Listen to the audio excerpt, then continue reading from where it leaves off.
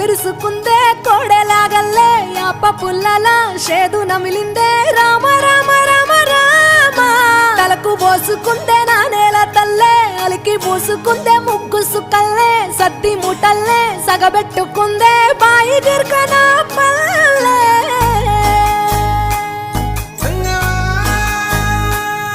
ఏ తెల్ల తెల్లని పాలధారలల్ల పల్లె తెల్లారుతుంటదిరా